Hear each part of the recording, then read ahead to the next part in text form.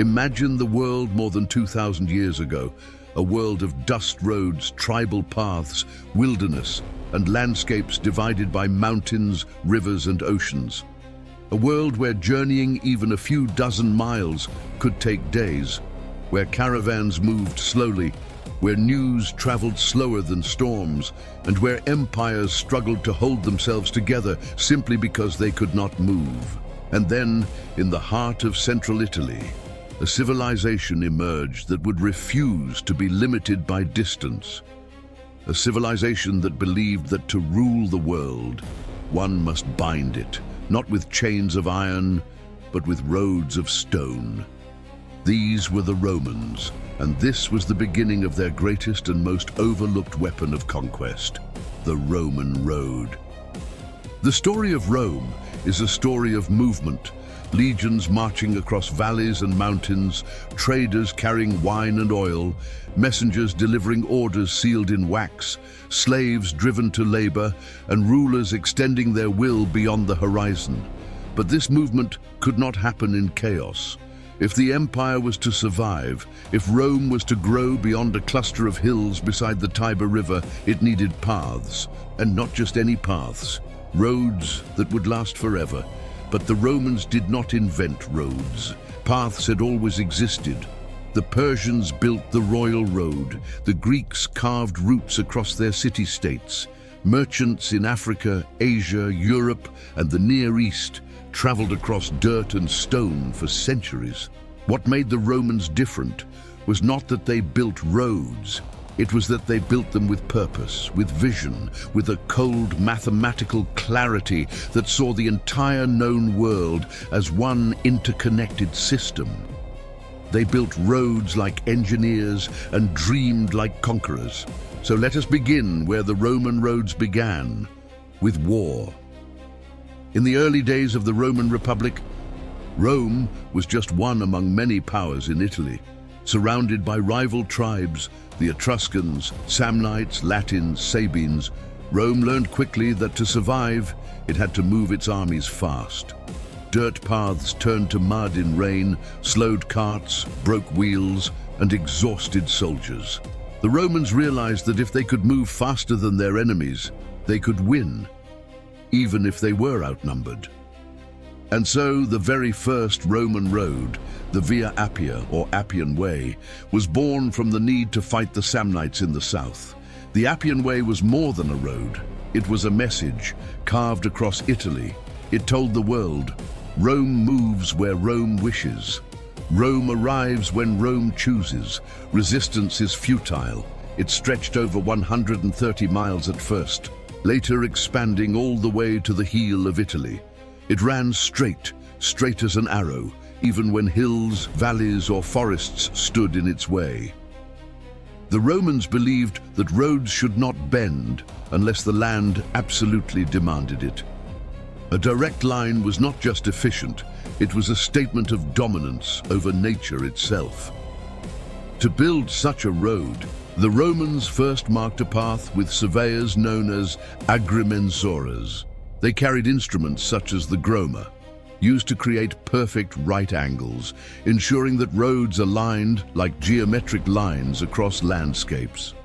Imagine them standing on hilltops, sighting lines across valleys, hammering stakes into the ground while soldiers cleared brush and trees. Their work was not quick, but it was precise. Once the path was chosen, the real labor began.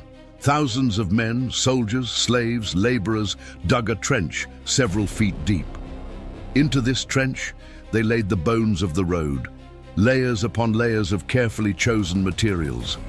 At the bottom, large stones to provide stability and drainage. Above them, smaller stones mixed with gravel. Above that, packed sand. And finally, on the surface, great flat paving stones, carved so carefully and laid so tightly that one could run a hand across them and feel no gap. These stones did not shift, they did not sink. They endured winter freezes and scorching summers. Rainwater slipped between them and drained through the layers beneath. They were roads that did not die. And so, mile by mile, road by road, Europe, North Africa, And the Near East began to change.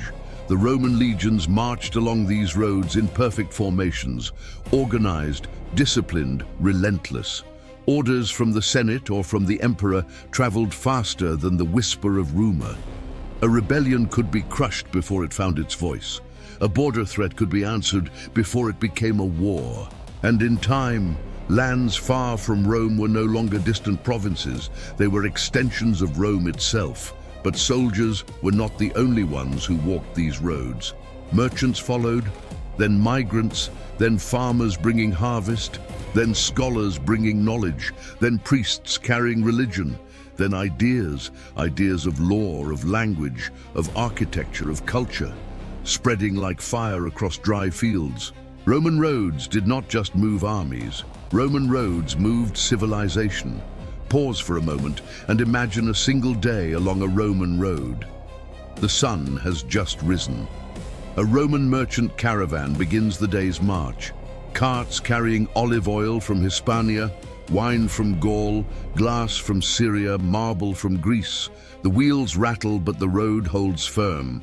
On the horizon, cavalry patrols ride, their armor glinting.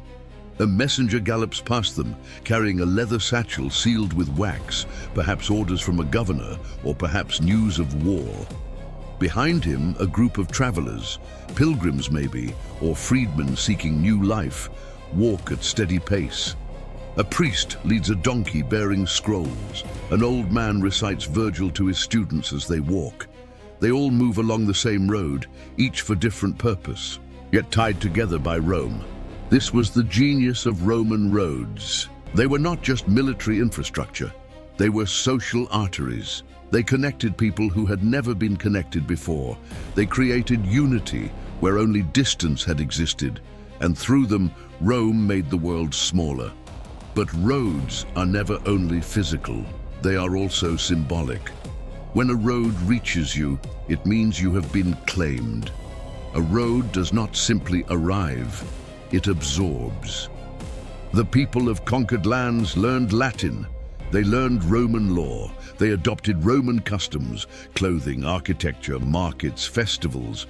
They became Roman, sometimes willingly, sometimes not, often gradually, like a stone that smooths under a flowing river.